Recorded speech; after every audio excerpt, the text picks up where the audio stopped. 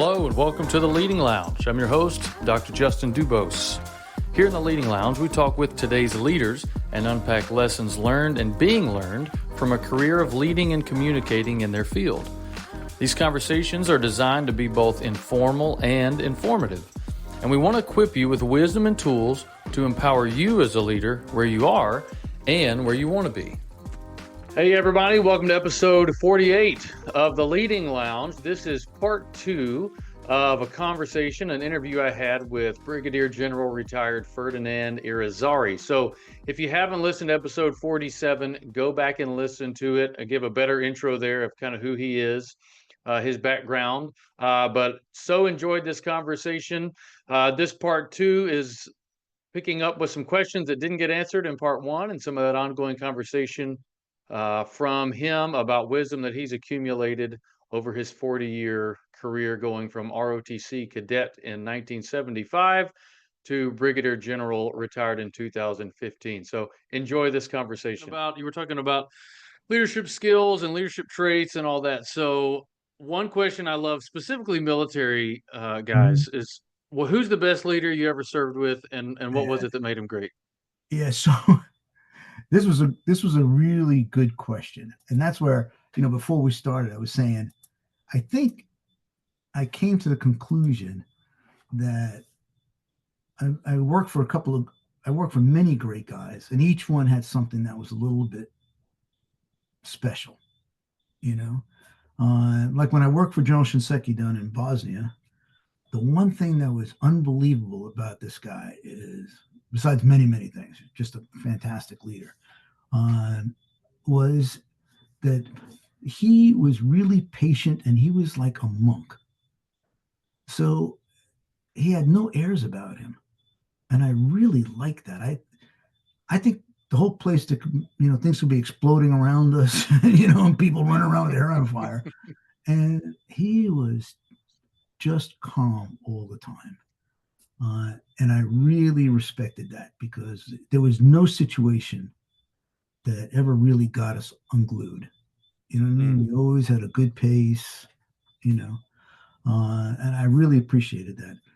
Kylie was the Marine Corps colonel I told you about, that was, he was really a stickler for time. And because of that, when things went, got a little bit crazy, we did have something in the tank, Yeah.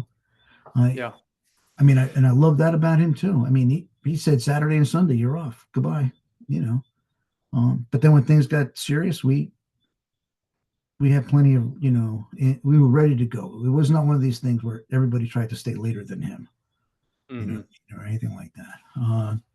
I liked him for that. And when I worked for Mr. Ford, the one thing that I really liked about him was that he was very thoughtful. So he spent a lot of time looking at problems very carefully, and was very intellectual about problem solving, but not to the point where it basically impeded solving the problem. But he was very thorough in making sure that we had looked at all the angles, Yeah. I'm trying, there was a couple others I wanted.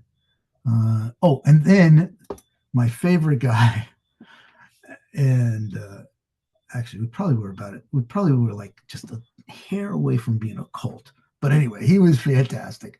He was, he had 4 tours in Vietnam, and he was the leadership by example guy. When he was my battalion commander in Germany, I mean, we would go on Mop 4 runs, and he would carry a machine gun.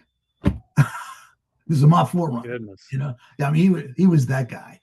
And he, on the right hand ring finger, where a lot of people have, their college rings or whatever, right? He had a ring, and on it was mounted the bullet from his first Purple Heart. Oh my goodness. So when people say, like, what school did you go to? You go, this one, idiot. Yeah. He was fantastic. But this was a mech infantry, battalion in northern Germany, and he basically had a singular focus. we're going to close with and destroy the enemy. Yeah. We are not distracted by any other, requirement. It is close with and destroy the army. He even had on his little war story here, but when I first got over there, on the lamp, the fluorescent light covers, he would have different things stenciled. But when you went into every single company area, the thing that greeted you was the statement that in the absence of orders, find a communist and kill him. Now, you see the way you're cracking up and the way I'm cracking up, right? So you just picture this. I was going to say, I've heard that statement, but it's never ended that way. It's always been some much nicer version of the ending. Well, I'll give you the nicer version in a minute. But so here was, right? So here I graduated from Hopkins, right? And I fly over to Germany and I meet my company commander, having a spaghetti dinner at his house, working on some maintenance records or whatever. And he comes in and he says, "Hey, new guy, I just want you to know that in the absence of orders, find a communist and kill him." That's the standing order of the battalion, right? And I started doing what you did. I just started cracking up, right? Oh, man, the other lieutenants looked at me like, "Whoa, dude, this is not funny. And we know why you're laughing, but this is like the real deal," right? Yeah. And it was like the real deal. He really, that's what we did. So somebody filed an IG complaint, right? And they said, "Hey, we can't just go find a communist and kill him, right? It's against the Geneva Conventions." So he said, "You know what? You're right." So it got changed. Go find a non-surrendered communist and kill him. Now, that does sound like a guy that you would love working for. Oh my goodness, he was great. He was great. I mean, it wasn't everybody's cup of tea because he really couldn't care about anything. There's only one thing that mattered, and that was find a communist and kill him. I mean, that's it. Yeah. The United States of America was bankrolling our unit to do one thing: be extremely violent, and prosecuting the campaign. That was it. I would tell you that was a great way to start in the military, but it definitely, every now and then it would catch up with me, So right. But that would, I don't know if that vocabulary or mindset traveled real far in time. That might have been a snapshot in time kind of thing. Yeah. Well, and I know this is really incredibly judgmental, but you really hope that every lieutenant has a very good experience the first couple of years in the Army, because it's almost impossible to undo that. Mm-hmm. It resonates all the way. Like right now, what story am I telling you? I'm telling you a story about what happened when I was a lieutenant in the infantry battalion in northern Germany. I had I'll tell you, one of the leadership philosophies that stuck with me was he was my first pastor. Mm-hmm. And he was a Naval Academy graduated in 1972, Marine infantry officer, and then got out of the Marines, went to seminary, became an Army chaplain, retired as an Army chaplain. But he told me, and he brought me on his staff when I was probably in my early to mid-20s, and he said, "I would always prefer to get a young guy than an old guy, because the old guys have all the baggage from when they were young guys, and it's harder to unlearn things than it is to just learn new things the right way the first time." And so his was the same philosophy that basically you just expressed. Yeah. Well, I would say that the another piece to that little puzzle about the new guy was brought up by General Wagner, right? So Lieutenant General Wagner, big time Ranger, used to SOC commander.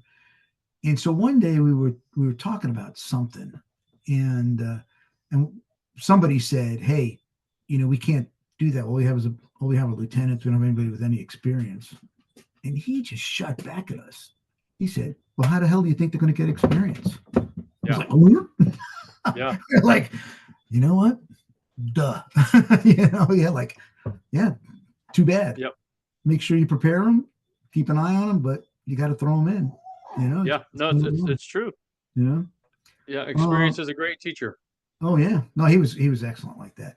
So going back to the lieutenant, what I tell my lieutenant self, I just I wrote down some notes. If I could. Oh wait, sorry, sir, you're getting ahead of me there. You're about 2 questions ahead of me. What else? What else? Yeah. That's all right. So Let me ask you the next one. So leadership is the main focus of the podcast, but communication is the other one. So another question I like to ask people is, can you share about a time when you failed at communicating? Some particular instance or story if you got one, and then what'd you learn from it? How did it change how you communicated after that? Yeah, so that was actually, out of all the ones you sent me, that was the hardest. Um, and I think because it probably is the most painful. So I don't know if I really got exactly the right answer, but I have a good example of what it Okay. taught me. So There's no right or wrong answers here, sir. yeah, thank goodness. And what they say: the only thing that ruins a good war story is a witness. So I'm lucky. So so what? So this is a story about when I was the brigade commander for the 95th. We stood that thing up. Which is really another great little story. 12 guys. Work, and in 2 years you go from 12 guys and 200 guys in a battalion to 3 battalions and 1,500 guys, and it was fantastic. But so we wanted to actually get the Joint Staff to support the proposal for Joint Civil Affairs, basically a checklist, right? What we wanted to do is we wanted to standardize how civil affairs people look at houses, medical centers, policing, economy. And we wanted the checklist to be graduated so that if you only had a little bit of time, there would be a checklist that you would call like your hasty checklist. And then if you had a little more time, you could develop it a little more. And then there was a thorough one, right? So, Okay. and so the Joint Staff has the programs where they will bankroll people to go ahead and study a subject for up to 3 years, right? Wow. So we put the proposal in to USASOC, and USASOC said, tough crap, we're not going to push it down to SOCOM. We're not going to champion this for you, right? But we knew it was a good idea, right? So we went down to SOCOM and we said, hey, we want to do this. And SOCOM said, well, crap, we didn't have anybody submit anything this year. You win, boop, right? So you can have it. And so they gave it to us, right? And then we actually went and briefed it, and we won it. We actually got the Joint Staff to bankroll this study for us, right? Which meant in 06 got a billet, specially, designed and funded for that person to be there, right? And all that. And so when we finally got word of it, I was in Afghanistan visiting one of my companies, right? And I got a call from General Wagner, and he goes, "Hey, Ferd, what's going on?" And he always did that to me. And so I'm going through my head thinking, "Oh man, what could it be, right?" And he always did that to me. And so I go, "Sir, I don't know what you're talking about." He goes, "So the SOCOM commander just congratulated me on getting a project approved by the Joint Staff." So, and I go, "Oh." So he goes, "When were you going to tell me about it?" Right. And basically the answer was like, probably never. I was an idiot. I was just going to do it, So he goes, "Here's what we're going to do. Why don't you get on a plane, come back here, and I'll see you tomorrow or as soon as possible. And why don't you explain to me exactly what I'm getting, credit for and why they're so excited about me sponsoring this thing that my staff, oh, by the way, told you not to do." Right. So I think that the moral of the story, that one is that you got to pick up the phone. So it's not a perfect straight line between this little war story and the lesson learned, but the lesson learned about communication is emails and text messages are not a substitute for picking up the phone. You got to pick up the phone. Even if I could have told General Wagner that, he was CC'd, on things, he would have looked at me and said, "Doesn't count." Right. You either get in front of me right now and look me in the face and tell me something. We'll get on the phone. But otherwise, even in this sexy world that we live in right now, nothing has really ever replaced a face-to-face meeting or Yeah. getting on the phone. It just you're a fool if you think you're accomplishing it by sending an email or anything like that. You know, I would say I haven't really explored it, but the time is probably coming when we could prepare short, 10 or 15-second videos for each other and say, like to you, I'd say, hey, Justin, here are 3 things I think we need to work on. And you get the video, instead of on text. I mean, Right. I think that day is coming. People don't really do that right now, but Yeah. we have all the capability to do it, but we don't, Sure. But I would tell you the long and short of it, going back to where I started, is nothing replaces face-to-face communication and then picking up the phone. And I had a boss that basically said that. General Sakalik always said that. He goes, nothing. You if you tell me you send somebody an email, it doesn't count. Yeah. It just Right. doesn't count. If you need to go someplace, you send me an email. Nice try. Right. Yeah. You have to pick up the phone. You have to go see me, look me in the face, and say, I'm going on leave tomorrow. Or whatever. Yeah. I'll be gone for 3 weeks. I'm going to school. That. Yeah. No, my first battalion commander, this must have been 2010 to 2012, somewhere in there. But he said, I basically only have one rule when it comes to, how we communicate with one another. And it's, don't say I sent the email, like Yeah. if you have something to say, come find me and say it. And, Yeah. don't use email as an excuse for, failure to communicate. So same thing you're saying. But as a senior guy, now here we talk about like lieutenants versus, like a GO. I always made sure there was at least one person who could see my email. Yeah. Always. And I would tell you there were 2 reasons, but the most important one is it was the perfect way of checking myself to not say something stupid or to always make sure the email was professional, because I had a captain or a major reading it all the time. So Right. that basically, created a dynamic in my mind to always be professional in those communications.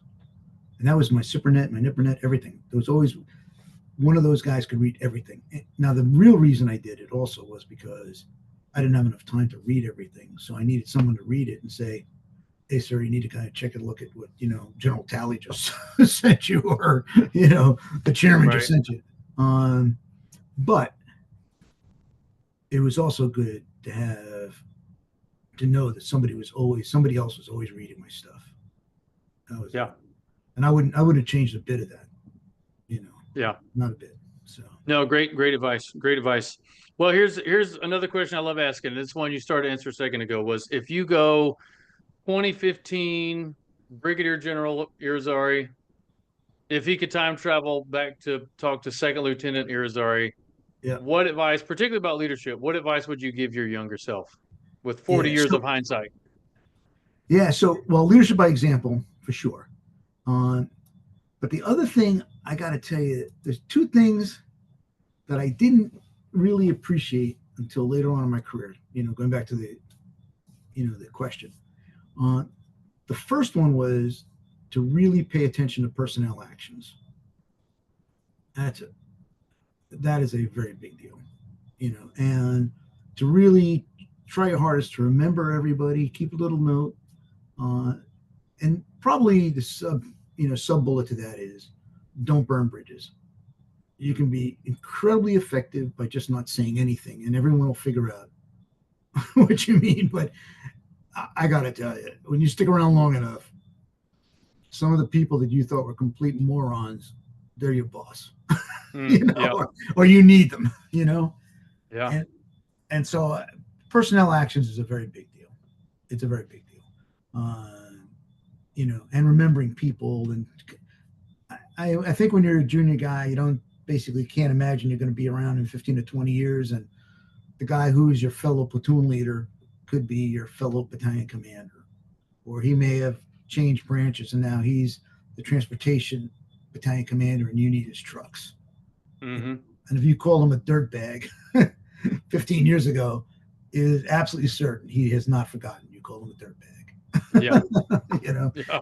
so that's one. The other thing, and we talk about leadership by example, but the other thing that I tell all lieutenants, and I would have told myself this now too, is play organized athletics with your soldiers.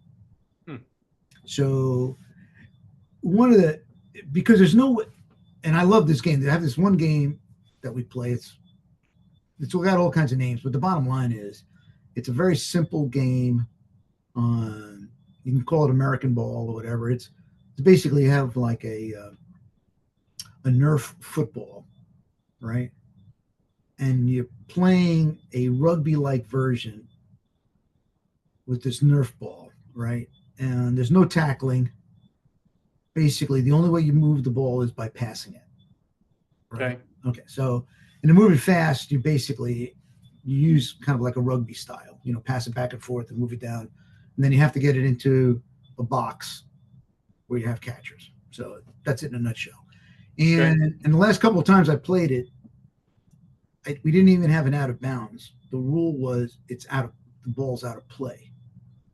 So as long as somebody had positive control on the ball, they could run 5 miles, away. Yeah. So, but the thing I like about playing that game in particular, but playing any organized athletics, is you learn so much about your people. There is no situation that presents a better, microscopic view of your people than in doing some sport. And the beauty comes from a couple of things. But the first thing is, a game like the one I described to you, there are no leaders. There is no quarterback. Right? So what happens is somebody becomes the quarterback. And it could be some Spec 4. Yeah. You know what I mean? But the other thing that happens is you find out who all the whiners are. You find out who is a risk taker. You find out who doesn't commit, who the guy's cheating, I mean, it is unbelievable. And I got to tell you, look at hindsight being 2020. I would tell myself, everywhere you go, be sure to play games with your people, play sports with your people. It's just a huge way of seeing who you have, who you really have, especially when you talk about a combat arms unit, I mean, but I don't want to overplay that. It matters to everybody, every organization. It's good, There's one big downside to that, though. It also means you're exposed. Oh, yeah. So if you're a whiner, you're not physically courageous, I mean, if you have some problems, you're just as exposed as they are. Sure. You know what I mean? Because you can't pull rank. That rank has nothing to do with whether or not, you pass a ball at the right time or not, or whatever. I mean, rank is irrelevant. So you're going to you could look stupid, basically, But, I say, well, let's get that out of the way. I mean, if you shouldn't be their leader, then you shouldn't be their leader. I mean, right.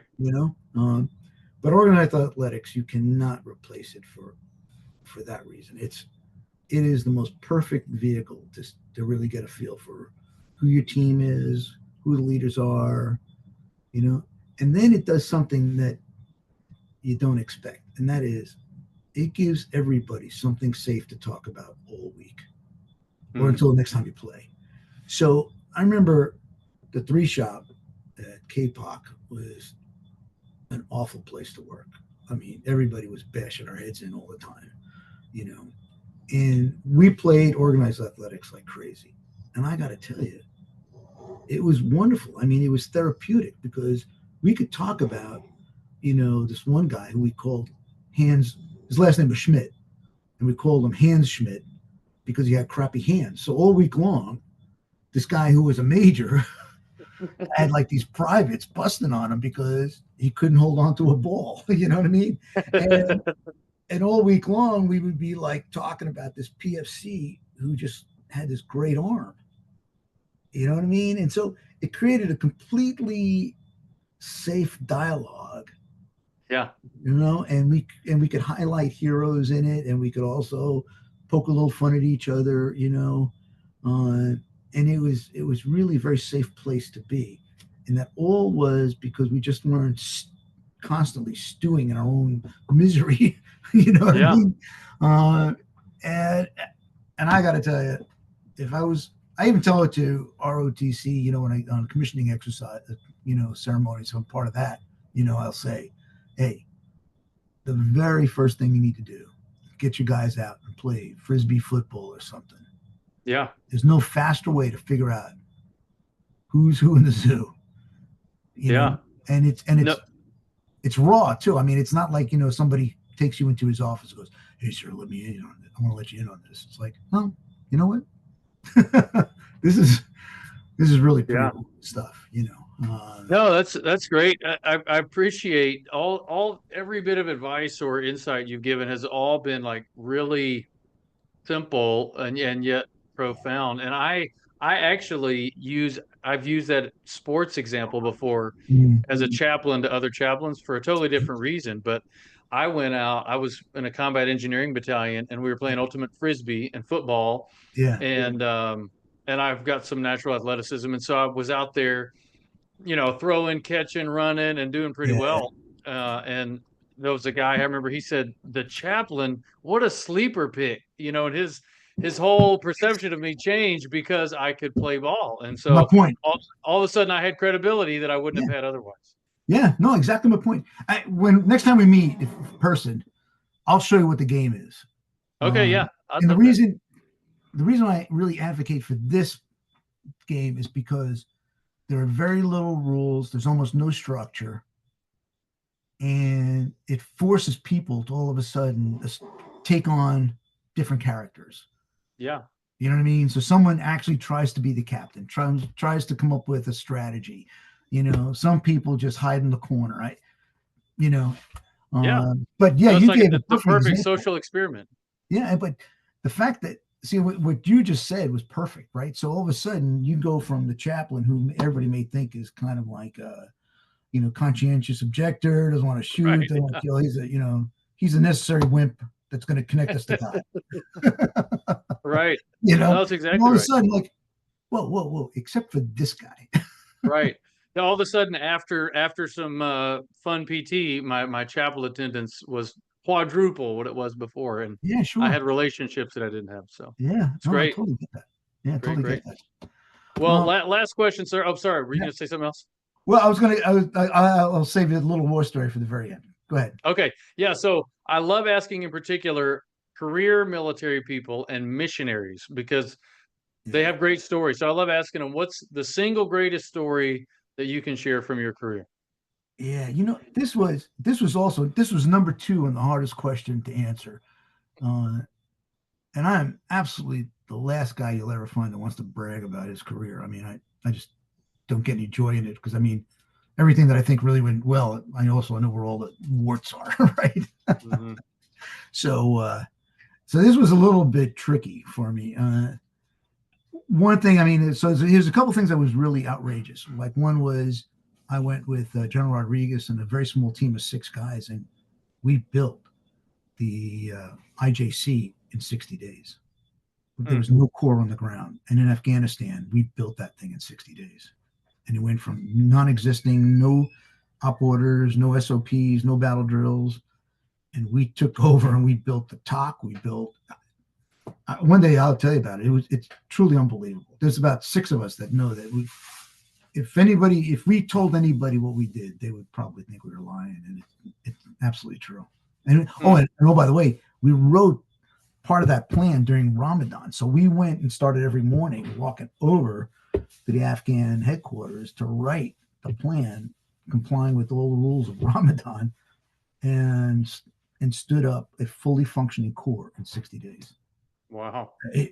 I'm just telling you, it really was a wow. Standing up the CA Brigade was another thing that was amazing. I was really lucky. My career has mostly been about building things. I mean, I've been at the front end and then basically being followed by somebody who fixed it. Yeah. but No, I mean, so we did that in that was one thing I did. I stood up wrote the original plans for at least on the CA side to go into Bosnia. You know, Hmm. stood up a brigade from nothing. There were 12 guys, and we stood up the entire Civil Affairs Brigade in 2 years.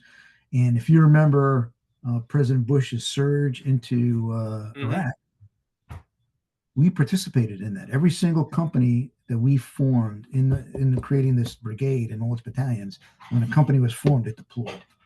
So we deployed 5 companies like within days of it actually certifying as a company, and then it deployed. Oh, wow. Yeah, it was pretty it really remarkable. When this is going back a ways, but when the 48th Georgia National Guard Brigade, 48th Brigade, was stood up and mobilized to go to Desert Storm, I wrote the platoon battle drills for every single platoon and squad size element in a brigade. Oh, wow. That's pretty awesome. General Clark was the commander at Irwin, and he said, we can't use the stuff that Fort Benning's produced because it's all in jungles, because it's all wooded, and these guys are in the desert. So he pointed at me and he said, so I'm going to give you 6 typists, and you have to rewrite every single manual so that this maneuver brigade, this infantry brigade, has a battle drill for every single situation they could hit. And, so we literally, not only did we write the battle drills, right, we also wrote how to train them at the National Training Center. So it has the number of amount of concertina wire, RD simulators. It was unbelievable. And I did that. That's unbelievable. You had to really go in the weeds that sounds like a huge project. Yeah, I mean, so it really, no kidding around, it really was a huge project. Matter of fact, one of the few, out of all the awards I ever got in my career, one of the few that I really am sort of proud of, and I'll share with you, is General Clark, who is really kind of a special leader. That son of a gun, he gave me an impact ARCOM right out in the middle of the desert and said, this is unbelievable. That was like gold. I mean, when people talk about the ribbon, what a ribbon means, a piece of cloth, that was a big deal. So those were, but I'll give you, so those were all unbelievable. And the deploying to the brigade, I'm super proud of that. Some of the doctrine that the CA guys use, they still use it today. I'm going to use the word I because it's really true, but I mean, I really invented a scope that the CA guys still use. There's a lot of stuff in doctrine, but it all came from the National Training Center and being an infantry guy, but the one thing that I think is kind of one of the funniest stories about, doing stuff is it was in late January, and I was in the Heidelberg PX on Saturday, just shopping, banging around. And I got a call from my former commander, General Clark.